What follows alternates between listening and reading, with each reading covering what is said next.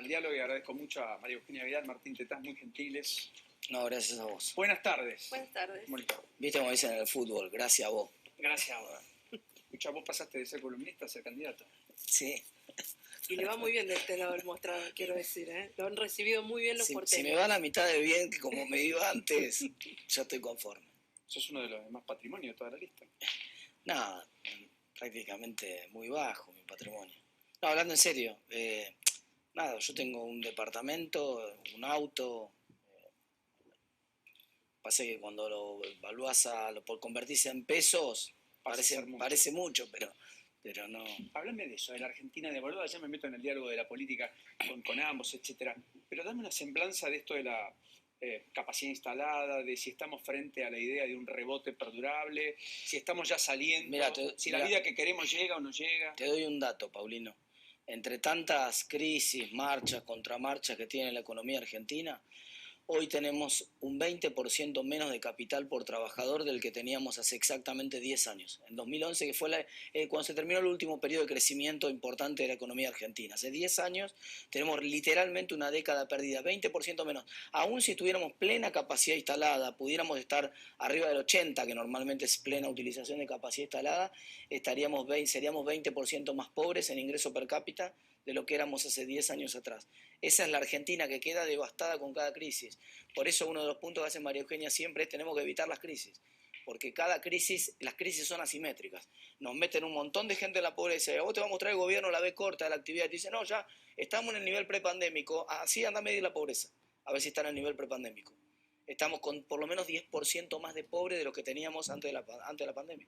Sí, y es cierto que siempre uno tiende a promediar. El problema es que muy poquitos están mucho mejor y muchos otros están mucho peor. Entonces el promedio te mantiene más o menos. Ahora la desigualdad es cada vez más grande porque el que entró con dólares a la pandemia y los conserva es mucho más afortunado que aquel que entró con salario, así mantenga el salario fijo y mantenga el empleo, porque en pesos hoy gana mucho menos. Se entró a la pandemia con un dólar a 60 hasta 180. Claro, por supuesto. La diferencia es muy fuerte. Y cada devaluación ha sido así. A mí me impacta lo que se ha devaluado la moneda, Martín. Hacía la cuenta, se multiplicó por 10 el tipo de cambio en los últimos 3 años y medio. Desde comienzo del 2018, que estaba a 16 pesos, a hoy, 16 pesos comienzo del 2017. Sí, 18, 2018. 18 ya estaba a 20. Pero bueno. Hoy está a 180. Sí. Yo no sé cuántas economías en tan corto plazo, en 3 años y medio, destruyen tanto su moneda. Solamente hay 4 economías en el mundo que destruyen más la moneda que la economía argentina. Solamente hay 4. En la gran mayoría de las economías, inclusive economías muy complicadas desde el punto de vista político. El caso de Perú es el más reciente, más notable. Acaba de asumir un candidato de extrema izquierda con ideas bastante retrógradas. Sin embargo, mantiene al presidente del Banco Central. Por ejemplo. Entonces no hay una corrida, sí, subió un poquito el dólar en Perú, pero no es el escándalo Argentina, y no tiene inflación Bolivia, y tuvo prácticamente mucha inestabilidad política, y no tiene inflación, ni tiene... Colombia, Chile, sin ir más lejos. Brasil, México, elegí el país que más te guste. Qué desafío el suyo, ¿no? Vidal, a todo esto. Es un desafío nuestro, de toda la lista, y yo diría de los porteños y de los argentinos. Esta elección nos da la oportunidad de poner un freno, de decir basta, de decir hasta acá. Después de 1 año y medio de un gobierno que nos prometió volver mejor, y no solo no resolvió los problemas que nos había prometido resolver, sino que nos trajo otros nuevos. Y no son, hasta el 2019 discutíamos si querían reformar la Constitución, si querían reformar el Poder Judicial. Hoy nos quieren cambiar nuestra identidad. ¿Cuál es la identidad argentina? La de nuestros abuelos, la de nuestros padres, que con educación y trabajo vos podías progresar. El último año y medio tuvimos las escuelas cerradas, excepto en la ciudad de Buenos Aires, que dio la pelea para abrirlas, y cada vez tenemos más peso sobre la actividad privada. Cada vez más impuestos, cada vez una mochila más cargada, y empieza la campaña electoral, y la primera propuesta del oficialismo es subamos más impuestos. Todos a paz. A los grandes patrimonios y a las grandes empresas. 19 impuestos en el último año y medio. ¿Cuántos más quieren crear?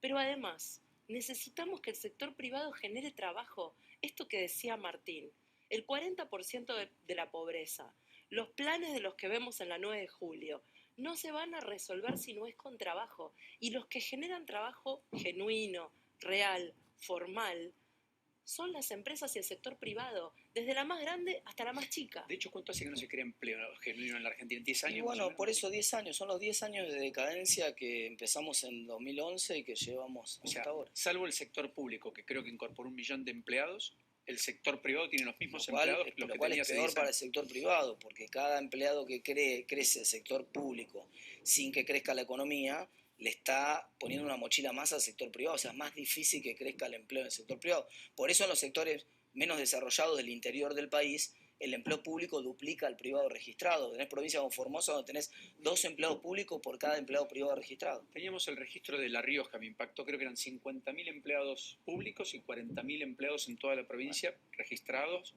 privados, bajo convenio. Exactamente. Lo cual muestra, porque vos podés tener empleados públicos naturalmente, docentes, lógico, trabajadores de la salud, efectivos de seguridad, lógico, empleados administrativos. Está claro. Ahora, que eso sea más que todo el aparato del sector privado, los comerciantes, los kiosqueros, los productores, las pymes, las grandes empresas. Para sobrevivir mínimamente, vos tenés que tener 2 empleos privados registrados por cada empleo público. Mira, y te diría que inclusive es mucho, pero como mínimo, digamos, como techo que no se podría perforar, 2 empleados privados por cada público. Mirá qué buena regla sería, me estás dando una idea de hecho, mirá qué buena regla sería que el sector público no puede incorporar ningún trabajador a menos que crezca el empleo privado. O sea, sería que pueda, como un tope, una ley, un tope que le dijera al sector público, mire, a menos que en su economía, en su sector, haya crecido el empleo privado, usted no puede incorporar ningún empleo público y solamente puede incorporar la mitad del empleo de lo que creció el empleo privado. Ayúdame a leer esto, porque acá lo que se ve es el empleo público en miles y el empleo privado en miles. Fíjense, o sea, el empleo público empezó siendo el 29%, perdón, 29.000 empleados públicos y había 32.000 empleados privados y ahora hay 2.000 empleados privados menos, pero hay 12.000 empleados públicos más. Pero además esto plantea como una... La Rioja, plantea una profunda discusión, más allá del tamaño del Estado. Y es que este Estado que se agrandó en los últimos 50 años no nos dio mejores servicios. Tenemos más pobres, tenemos una educación pública que se fue deteriorando, tenemos un sistema de salud que sirvió para enfrentar la pandemia, pero necesitamos meses de cuarentena para que pudiera enfrentarla. Entonces, todo este Estado que sumamos, ¿sirvió para darle seguridad, salud, educación a la gente? ¿Hay una especie de mea culpa también incluida? Por supuesto, nosotros siempre nos hicimos cargo, hicimos nuestra autocrítica durante nuestro gobierno. Ahora, hay cosas que decididamente estaban mejor y no se discutían. Una es esta, nosotros entendíamos un país con un sector privado invirtiendo y generando trabajo. Y trabajábamos para eso y nos abríamos al mundo para eso. Pasamos de la foto del G20 a la política exterior de Cuba, Nicaragua y Venezuela. Pasamos a discutir cómo hacíamos para que los chicos aprendieran mejor lengua y matemática, que esa fue la obsesión de nuestro gobierno y de hecho se mejoró en lengua y matemática los resultados, a discutir si los chicos tienen o no que estar en la escuela. ¿Me sorprendió Tayana como ministro de Defensa? Me sorprende más allá del nombre que alguien que haya sido un vacunado VIP sea nombrado ministro en el gabinete. Eso quiere decir que el mensaje que nos está dando el presidente es que la vacunación VIP no importa. No es un desliz ético, como él dijo. No, definitivamente es mucho más grave. Es una forma de ser, porque no es un hecho aislado la vacunación VIP. La vacunación VIP se dio en todo el país. Vimos en todas las redes sociales chicos jóvenes cuando nuestros abuelos y nuestros padres estaban esperando vacunarse y muchos funcionarios y padres de funcionarios siendo vacunados. Vimos eso durante la vacunación VIP. Y en el medio pasa lo de Olivos y las visitas que no se pueden explicar.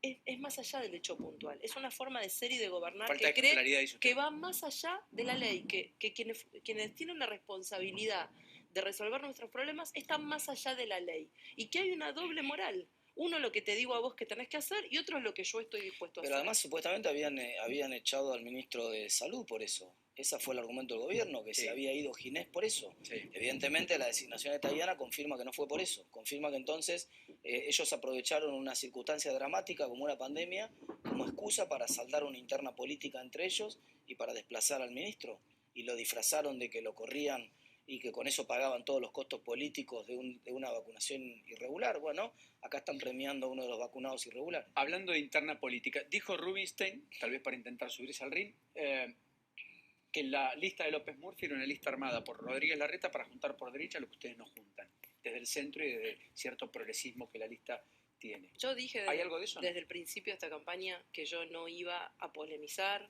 ni a agredir, ni a contestar a compañeros de otras listas que forman parte de Juntos por el Cambio y que se están presentando en la PASO. Eso solo sería ser funcional al kirchnerismo. La gente por la calle nos dice todo el tiempo, no se peleen, estén juntos, estén unidos, con lo cual no vas a escuchar respuesta de mí sobre eso. Pero además es parte de la estrategia de ampliación del espacio. A nosotros nos sirve tener un Juntos por el Cambio más grande, más inclusivo, que contenga sectores liberales de la ciudad que son representativos y que están mucho más cerca de nuestro conjunto de ideas y que están bien en la vereda enfrente del kirchnerismo, y al mismo tiempo sumar sectores radicales que sean más fuertes, si es necesario, con una PASO en la provincia de Buenos Aires fuerte, donde están enfrentando un candidato fuerte, radicalismo, con uno de los candidatos más fuertes que tiene el PRO, y al mismo tiempo, La batalla Manes y al mismo tiempo la propia participación de Rubinstein es buenísima. Hay más sectores que quieren y que reconocen que se sumarían más a trabajar y que estarían más convencidos del proyecto después, participando en una ¿todos pueden PASO. quedar adentro? Por supuesto, no. Bueno, ¿O va a haber dependiendo- los heridos famosos de la política? la gente, lo bueno es que la gente lo va a decidir. La gente va a ordenar las listas y va a decidir si queda Facundo Manes o queda Santilli primero en la lista de la provincia de Buenos Aires. La gente va a decidir si entra Ricardo López Murphy en el lugar que entra o si entra Rubinstein en el lugar que entra en la lista. Eso es lo bueno, lo va a decidir la gente. Tu hábil ya, ¿eh? No dijo si Rubinstein va a encabezarla, si López Murphy va a encabezarla. Dio por hecho que la va a encabezar usted. El proceso de introspección de ese año de silencio, etcétera, meritó muchos cuestionamientos y demás.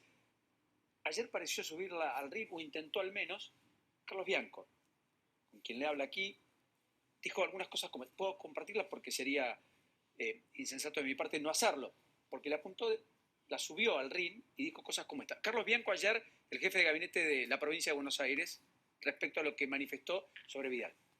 La verdad que no le apunto a nadie, no tengo ningún problema personal con Vidal, pero si ella hace un ataque al gobierno de la provincia de Buenos Aires, habiendo sido gobernadora, habiendo dejado el desastre que nos encontramos en la provincia de Buenos Aires cuando asumimos, no habiéndose hecho cargo de sus propias promesas, de decir que los bonaerenses se queden tranquilos, que ella se iba a quedar en la provincia de Buenos Aires cuidándolos, habiéndose ido de candidata a la Ciudad Autónoma de Buenos Aires, desde la Ciudad Autónoma de Buenos Aires ahora critica a un gobierno que hizo todo lo que pudo y más en la época de pandemia. Solo di mi opinión, que es la verdad, la estricta verdad. Lo puedo decir desde lo macro de la gestión hasta lo micro de la gestión. Yo estoy en este momento en una oficina que nadie ocupaba, que es la oficina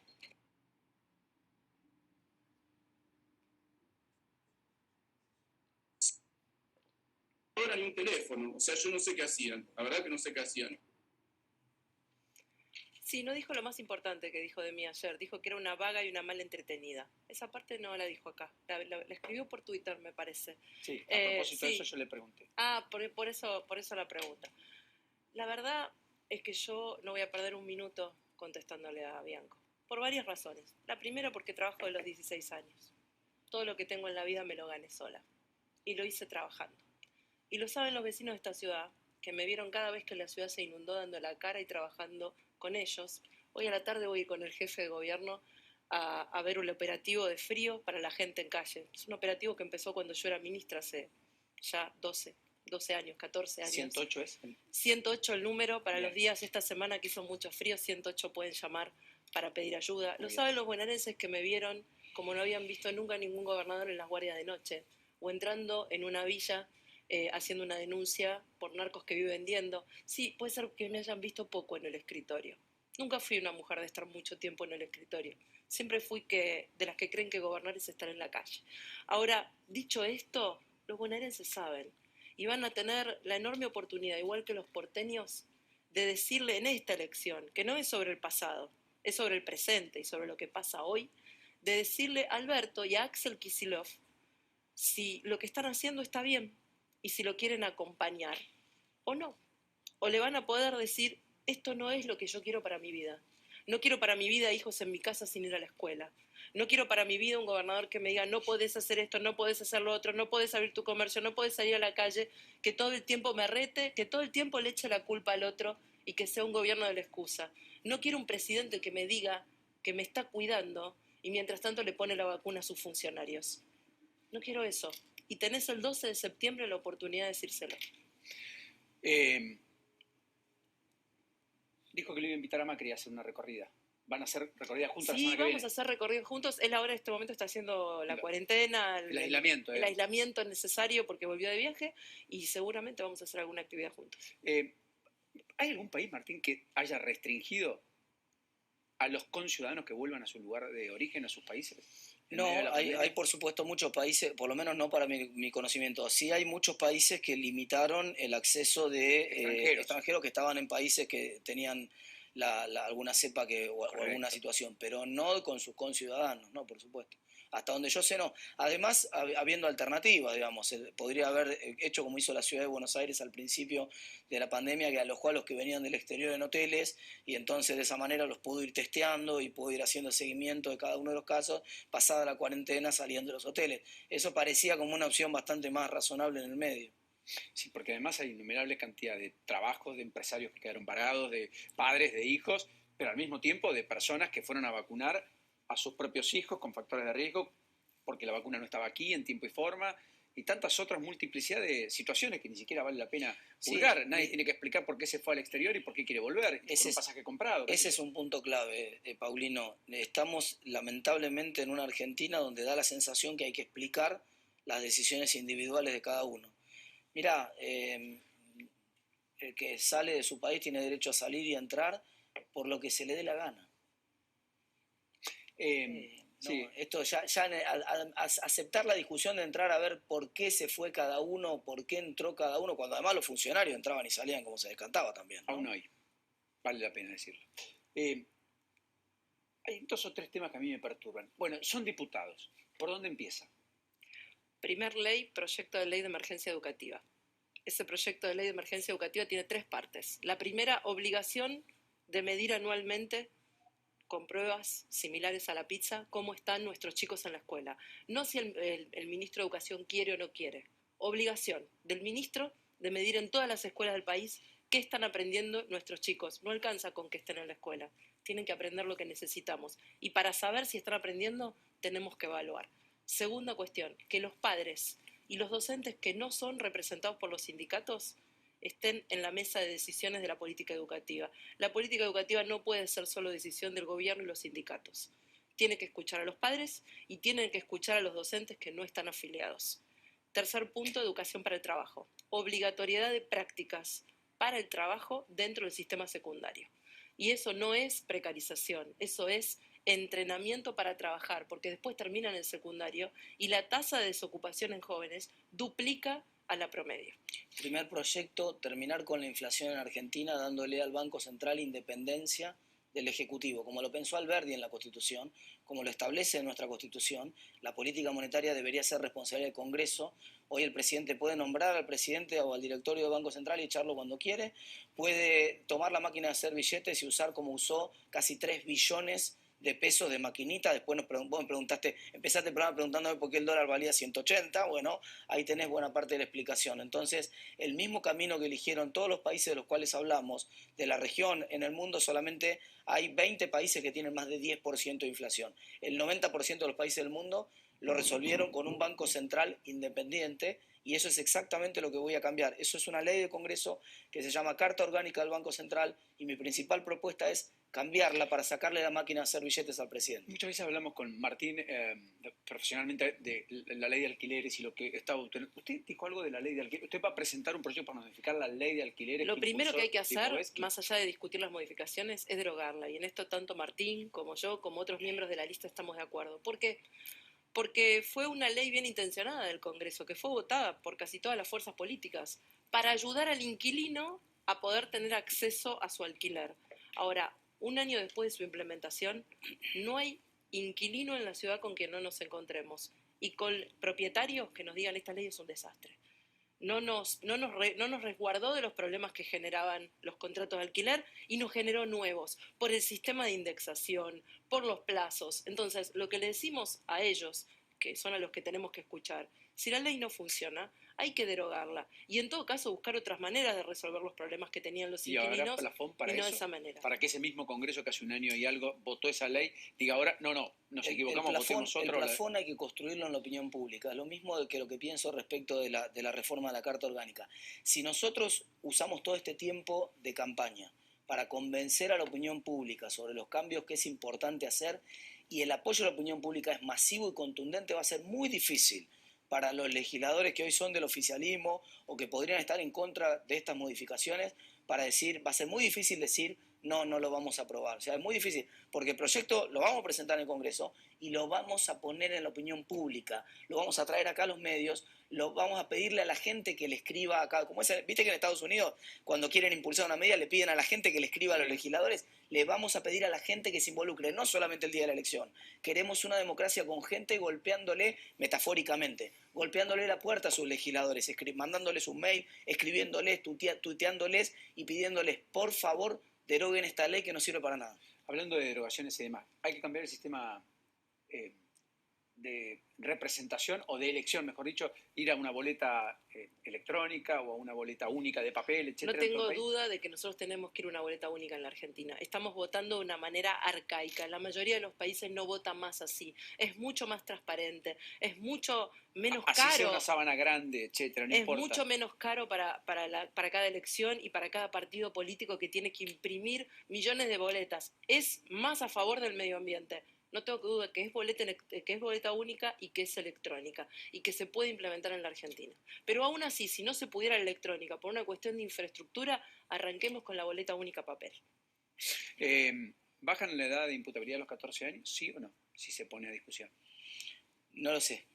Necesito más información para opinar sobre el tema. Evidencia, me gusta la palabra que acabas de usar, evidencia. Estamos viendo los resultados de hacer políticas públicas por la intuición del gobernante de turno. Y los resultados son muy malos. Yo necesito evidencia científica sobre algunos temas para poder opinar. Así como la educación mostró la diferencia de una ciudad gestionando sobre la base de evidencia, que mostraba que no era un problema abrir las escuelas y que el nivel de contagios era similar al del resto de la sociedad, versus una provincia de Buenos Aires que eligió de espaldas a los datos y que le hizo perder 12 semanas. ¿Sabés qué le sacó la ciudad de Buenos Aires? 12 semanas más. La brecha es de 12 semanas entre las clases que tuvieron presenciales los chicos en la ciudad de Buenos Aires respecto a la provincia, por un modelo de gestionar en base a evidencia versus un modelo de gestionar espaldas a la evidencia. Aún hoy hay presencialidad limitada en la provincia de Buenos Aires, donde una semana se va a clases, otra semana no, donde los que tienen doble escolaridad, una semana van a la mañana, la otra semana van por la tarde, en simultáneo hacen los Zoom, es todo mucho más engorroso, y lo que más me impacta es cómo esto ha desnivelado, porque a la brecha originaria se le sumó la desigualdad adicional tecnológica, la desigualdad entre lo público y lo privado, porque el privado se pudo readecuar más rápido, la infraestructura de lo público siempre es más compleja.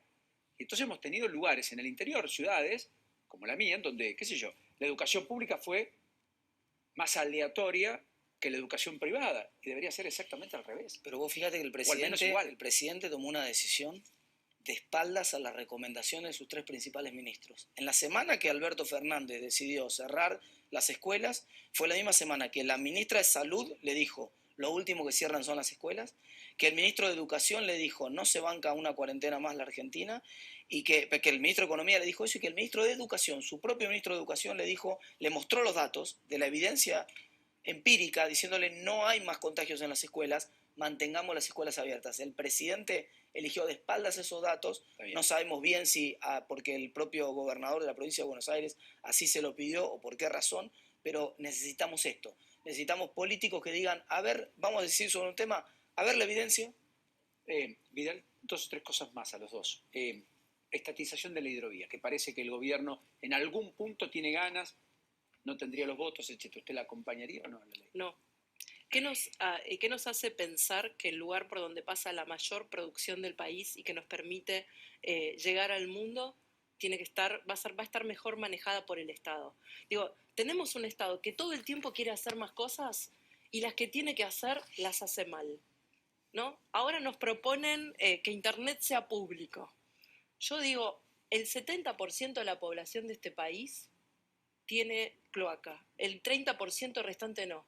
Pasaron décadas, gobernaron la mayor parte del tiempo el gobierno que gobierna hoy. Y todavía hay 3 de cada 10 argentinos que no tienen cloacas. Y todavía hay 2 de cada 10 que no tienen agua potable. ¿No pueden hacer eso y le quieren llevar internet? Entonces lo que digo es...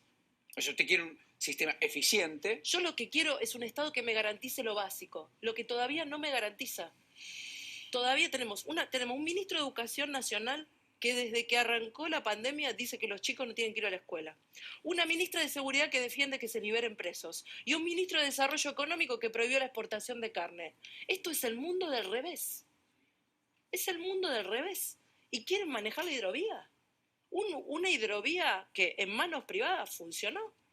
La idea de decretar como servicio esencial, público, etcétera, Internet, ¿te tienta en algo? Nada, Martín. En absoluto, está desinformado el presidente además porque está preocupado por las tarifas y está preocupado por la accesibilidad, y Argentina es el país de la región que tiene más accesibilidad y tarifas más baratas. Entonces, otra vez... Aunque para el argentino le sea caro pagarlo. Es que no es que les es caro pagar el... Le es caro todo, digamos. Claro, todo. Los salarios en Argentina están por el piso. El problema de Argentina no es los precios de alguna... Hay algunas cosas que sí son caras y hay algunas cosas que sí son baratas. Te pongo un ejemplo. Un boleto de colectivo con tarifa social sale 10 pesos. Es un regalo. En ningún lugar del mundo está tan barato. Son muy baratos. La carne, que hablaba recién María Eugenia, está entre los precios... La carne en Argentina, a pesar de que nos cuesta horrores cuando vamos a la carnicería, está a niveles internacionales barata la carne en Argentina. Pero, y hay otras cosas que no se consiguen. La vivienda, por ejemplo, es inaccesible en Argentina. Sin crédito. Está cara.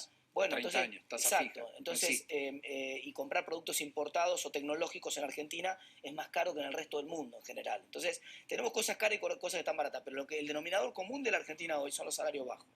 Y eso no se resuelve poniendo gratis la luz, poniendo gratis el gas, poniendo gratis internet. Cuando vos haces las tres cosas también están en Venezuela. Las 3 cosas también. ¿Vos sabés que en Venezuela es el país del mundo donde llenás el tanque de nafta más barato? ¿Sabés cuánto te sale llenar un tanque de nafta en Venezuela? No. $1. $1 llenás el tanque de nafta en Venezuela. Paradójicamente están arriba, es como dijo justo, lo voy a parafrasear a Ricardo López Murphy, están arriba de un lago de petróleo y paradójicamente se están quedando sin nafta en las estaciones de servicio. Insólito. Entonces, seamos pragmáticos, Paulino. ¿Qué cosas funcionan en el mundo? Si vos me convences, si vos me traes la evidencia, yo me dejo convencer fácil cuando me muestran evidencia. Si vos me traes la evidencia, me decís, mira, vamos a traer un modelo de gestión de Internet que funciona en Israel, en Canadá, que funciona en América Latina, por ejemplo, en Colombia, en Perú, buenísimo, entonces lo vemos y sirve, adelante. Ahora, si vos me traes algo que no funciona ni funcionó en ningún lugar del mundo, permitime dudar un poco. María Eugenia, lo último. ¿Está en eje? ¿Está en el momento de salir a dar nuevas peleas? Estoy a propósito donde, de lo que usted dijo en algún momento, necesitaba un tiempo para mí, estoy donde elegí estar. Creo que esta no es una elección más, que en esta elección nos jugamos mucho, no solo nos jugamos... ¿Usted cree que es clave? Es clave, no solo para que el oficialismo no tenga la mayoría en diputados y le permita eso avanzar sobre la justicia, sobre nuestras libertades, sobre estos temas que estamos discutiendo, sino que además es el momento de expresar un límite al poder. Es el momento de expresar que esta no es la forma de gobernar que queremos. Es el momento de decirle a Alberto Fernández, a Cristina, a todo su gobierno, basta. Y de decirle a Horacio Rodríguez Larreta, al gobierno de la ciudad, sí, es por acá, estamos de acuerdo. Y nosotros somos la lista que representamos al gobierno de la ciudad.